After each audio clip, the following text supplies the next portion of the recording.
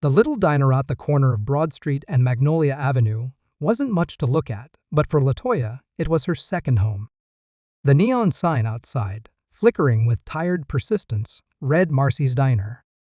It might have turned away passersby, but inside, the scent of sizzling bacon and fresh coffee welcomed anyone who stepped through the door. Latoya had worked here for 7 years.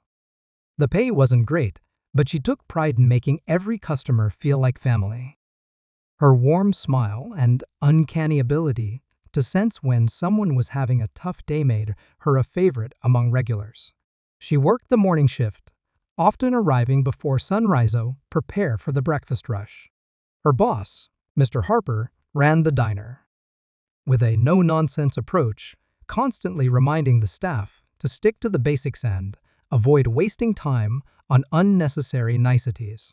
To him, time was money, and every extra second Latoya spent chatting with customers or offering a little extra kindness felt like a misuse of resources. It was a Thursday morning, just after the breakfast rush had died down. Latoya had barely finished refilling the coffee pots when a man walked in. He wasn't the diner's usual kind of customer. No work boots, no familiar face. From the neighborhood. He wore a wrinkled but sharp suit, his tie slightly askew, and his expression was wary, almost lost. Latoya watched as he hesitated near the door, his eyes scanning the room before settling in a booth in the far corner. He moved slowly, as though the weight of the world was pressing down on him. Something about his demeanor struck her. Grabbing a menu, she approached the table with a smile. "Good morning, sir," she said warmly, placing the menu in front of him. "Can I get you started with some coffee?" The man glanced up, his face lined with exhaustion. "Just water, please," he said softly, his voice barely audible. Latoya nodded and returned a moment later with a glass of water. "You take your time," she said gently. "If you need anything, just let me know." As she walked back to the counter, she noticed Mr. Harper watching her. "Latoya," he said sharply, his tone low but firm, "we don't have time for loiterers. If he's not ordering, he needs to leave." Her stomach nodded. She hated how quick Mr. Harper Waisto judged people by appearances. "He's just deciding," she replied calmly. "You've got tables to clean," Mr. Harper snapped. "Focus on paying customers." Latoya turned away, biting back her frustration. Confrontation wasn't her style, but something about the man's quiet presence made her want to help. She knew what it felt like to be unseen, and she wasn't about to let that happen to him.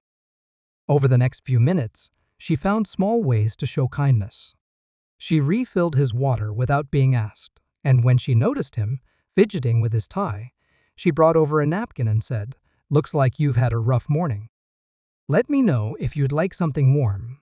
The man offered a faint smile, a glimmer of gratitude flickering in his eyes. Eventually, he ordered a simple breakfast, just toast and scrambled eggs, and ate in silence. When he finished, he reached into his pocket, came up empty. His face reddened with embarrassment.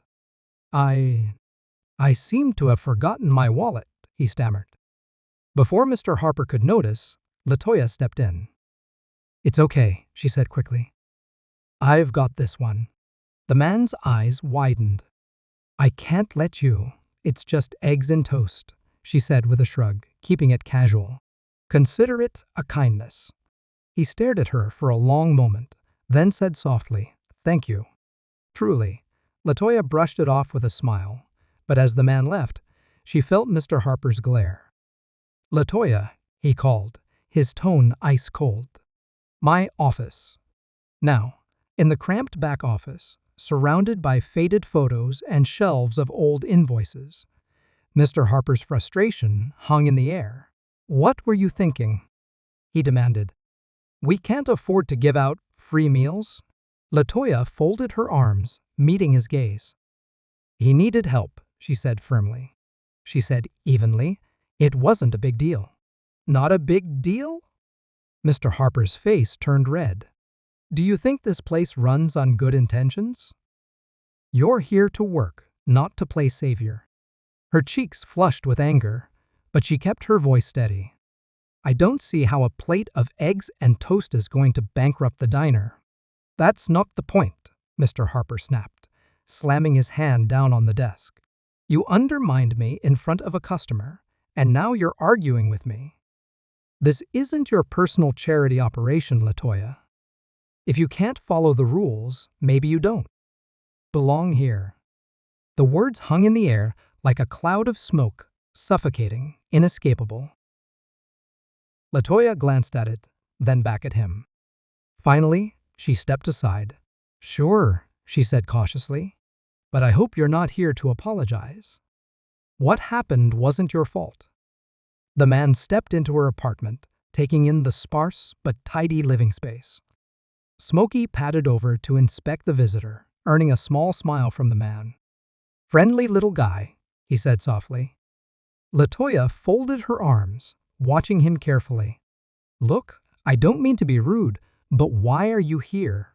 The man straightened, his smile fading. First, let me introduce myself. I'm Jonathan Reeves, he said. And before I explain, you need to know something. What you did yesterday meant more to me than you can imagine. Latoya frowned. I just brought you eggs and toast. It wasn't anything special. That's where you're wrong, Jonathan replied. You treated me like a human being when I felt like nothing. Do you know how rare that is? Latoya shook her head. What are you talking about? Jonathan took a deep breath. Yesterday, I wasn't just some random guy walking into a diner. I was testing something, an experiment, if you will. Her eyes narrowed. What kind of experiment? I'm a businessman, Jonathan explained. I own several companies across the country. But lately, people keep telling me I've become disconnected, out of touch with everyday life. So I decided to see for myself. I left my wallet at home, dressed down, and visited places like your dinner to see how people treat someone they think has nothing to offer. Latoya's eyes widened. So you were pretending? Jonathan nodded. I was looking for genuine someone who helps without expecting anything in return. And you, Latoya, were that person. Her stomach churned with conflicting emotions. So this was just some kind of game to you? Not at all, Jonathan said quickly. It was never about tricking anyone. It was about finding kindness in the world.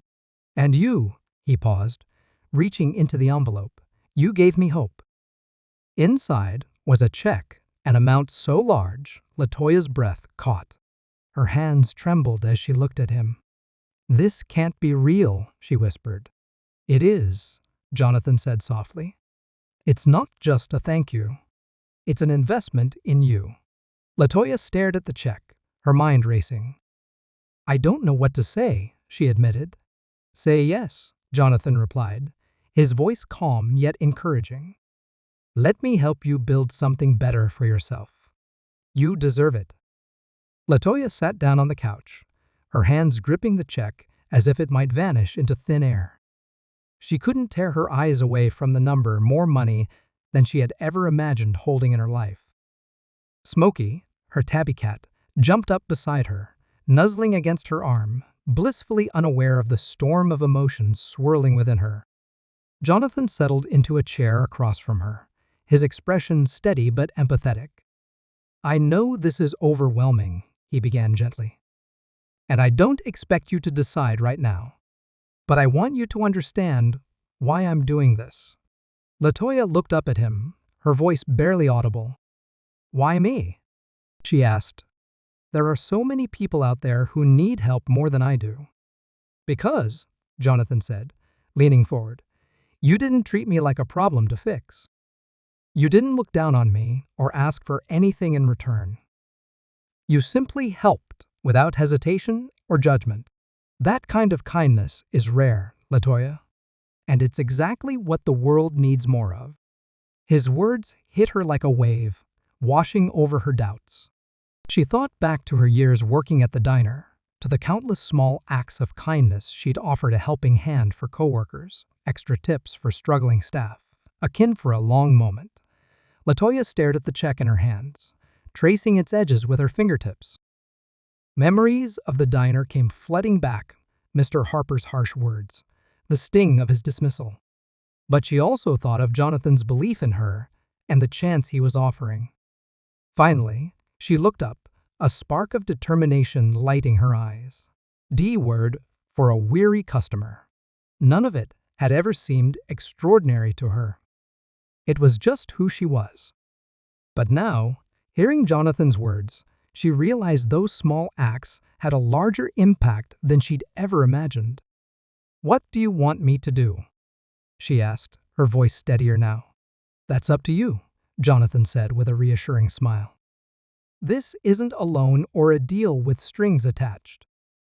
It's a gift. But if you're open to it, I'd like to help you figure out how to use it to make a difference." Latoya hesitated, unsure. "I don't want to feel like I owe you." "You won't," he assured her. "The only thing I ask is that you stay true to who you are. Use this gift to help others the way you helped me. That's it." "Okay," she said. "Let's do this." The days that followed were a whirlwind of activity.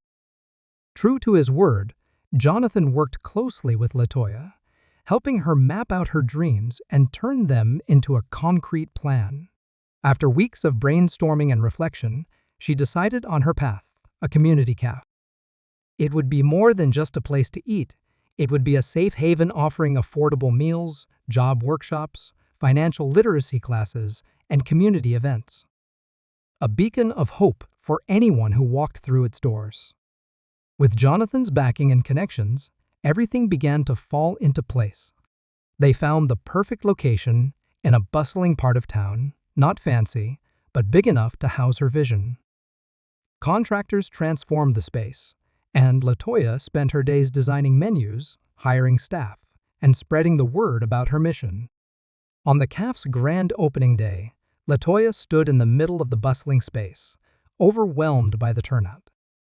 The room was alive with energy, filled with neighbors, friends, and strangers who had heard her story. The air buzzed with excitement, mingling with the aroma of fresh coffee and pastries. Jonathan stood off to the side, watching her with quiet pride as she greeted guests with her signature warmth. She moved confidently, embodying the kindness and resilience that had brought her to this moment. Toward the end of the evening, Latoya addressed the crowd, standing near the counter with a mix of nerves and excitement. "A year ago," she began, her voice steady but emotional, "I was just a waitress at a diner. I thought that was all I'd ever be. But sometimes life surprises you. Sometimes a small act of kindness can lead to something bigger than you ever imagined." Her eyes found Jonathan in the crowd. "I've learned that kindness isn't a weakness, it's a strength.